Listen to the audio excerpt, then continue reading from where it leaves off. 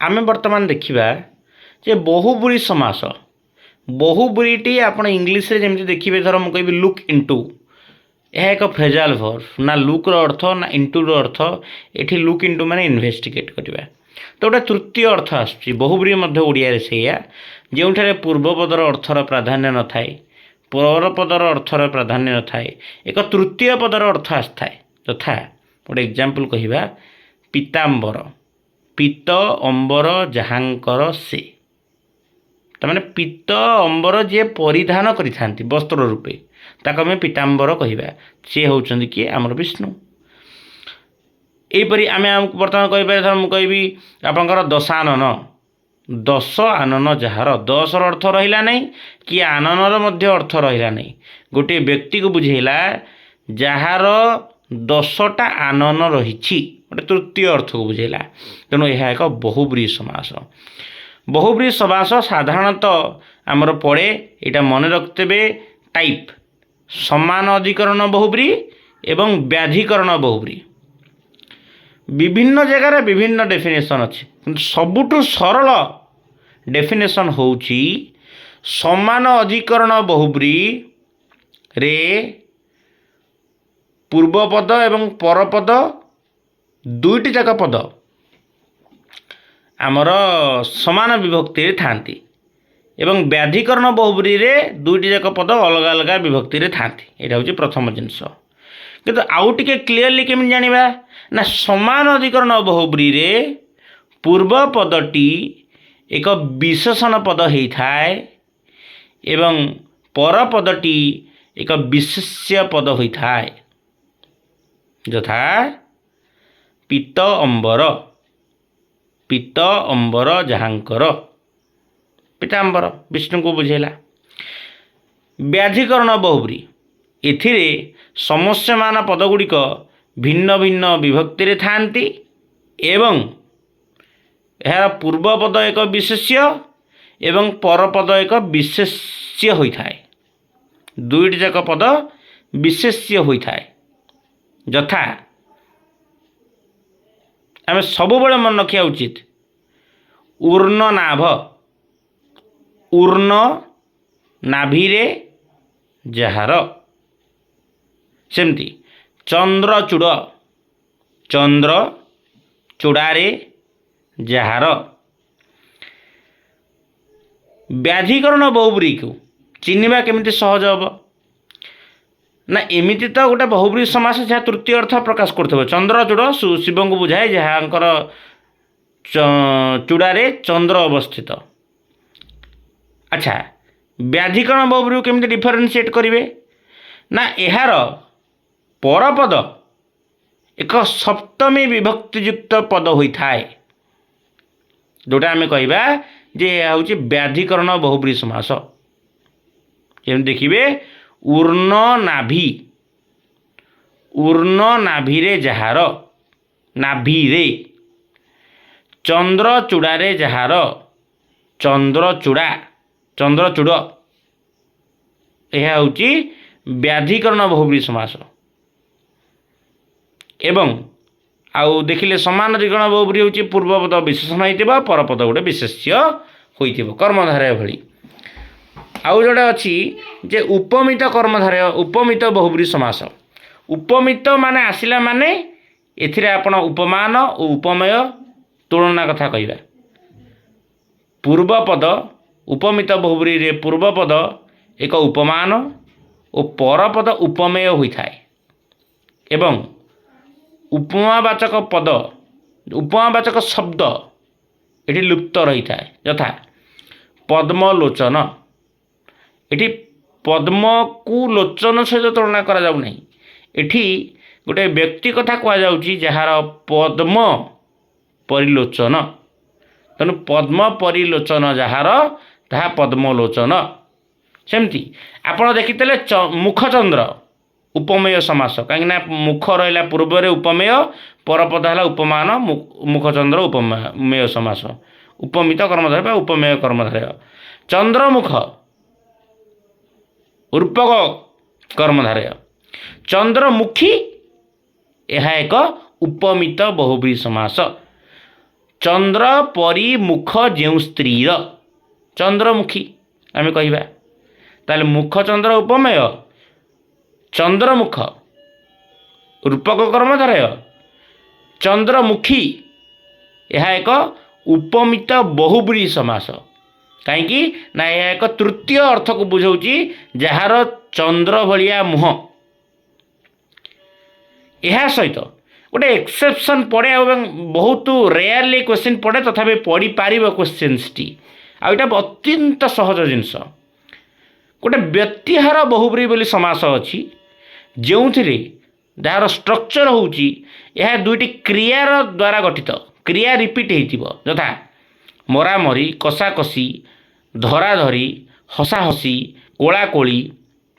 ठराठरी सेमती आम कहीपर मरामरी कराकरी तापरे पहरा पहरी ये सबुजाक व्यक्तिहार बहुब्री रे आसुची ताले आपन को पचारिबे जे धराधरी कौ समास ना धराधरी होची व्यक्तिहार बहुब्री समास हसाहसी कौ समास व्यक्तिहार बहुब्री समास कषाकषि कौ समास व्यक्तिहार बहुब्री समास गोटे क्रिया को दुई थर रिपीट करा जायछि देन आपण आसीपारे नय अर्थक बहुब्री आप नय अर्थक तत्पुरुष देखते निषेधार्थक तत्पुरुष ये देखिए नय अर्थक बहुब्री बहुब्री बा निषेधार्थक बहुब्री समास एटिरे पूर्वपद एक नाही शब्द होइथिबो परपद विशेष्य होइथिबो एवं यह गोटे बहुब्री समास होइथिबो यथा निर्धन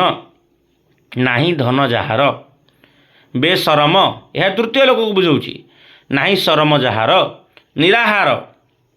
नाही आहार जହାର आउ सब मन रखा दरकार जे नय तत्पुरुष बा नय बहुब्री समास नय बहुब्री समास अन्य पद प्राधान्य अन्य पदर अर्थ आसुथिबो नय तत्पुरुष जेहेतु गोटे तत्पुरुष समास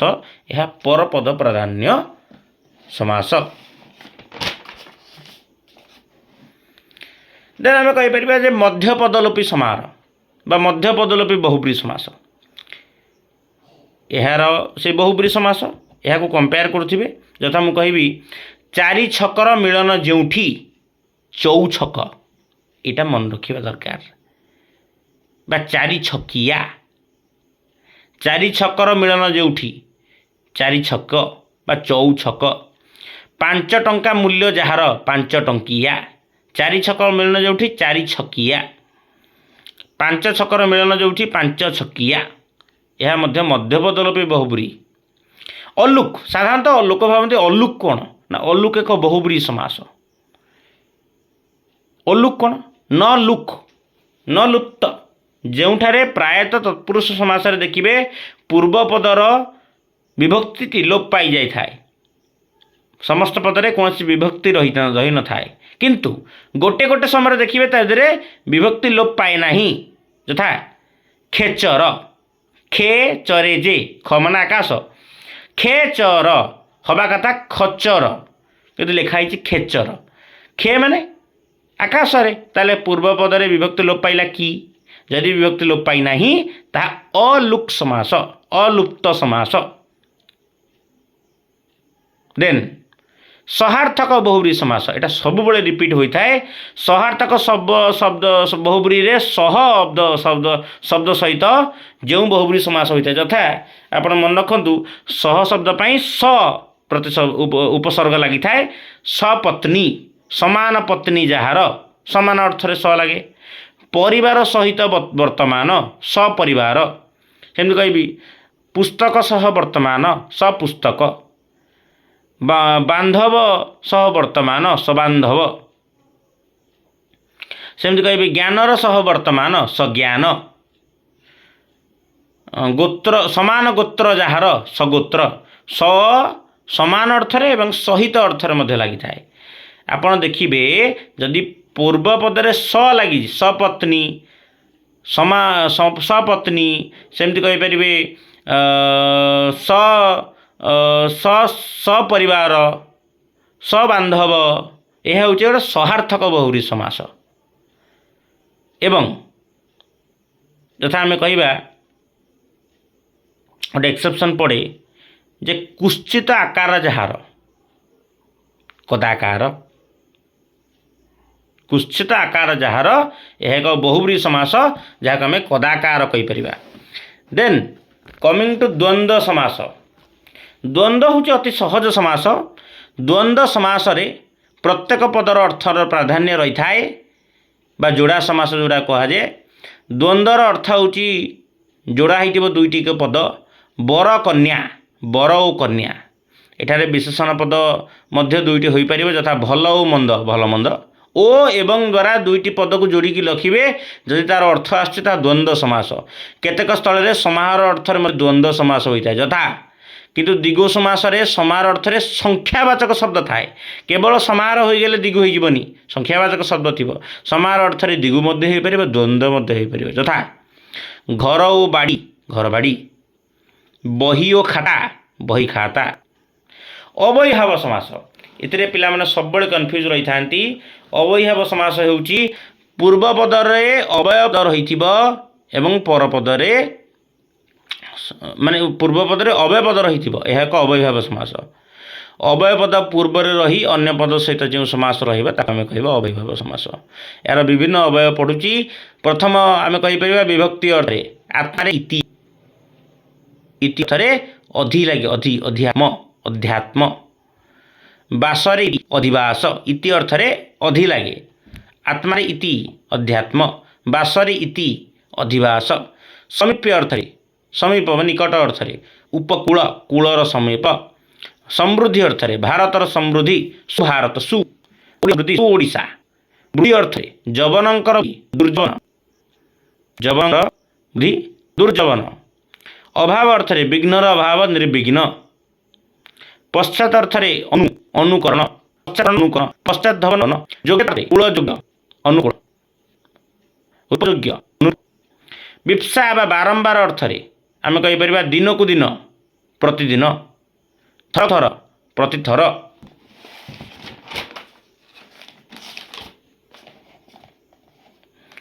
अतिक्रमण अर्थरे एवं अतिक्रमण अर्थरे न अतिक्रम कर अर्थरे यथा यथा मु कहबी यथाशक्ति शक्ति को अतिक्रम न करी किंतु अतिशक्ति शक्ति को अतिक्रम करी अतिशक्ति शक्ति को अतिक्रम करी कहीं अति लगी जदि यथा यथाशक्ति शक्ति को अतिक्रम न करी। सादृश्य अर्थरे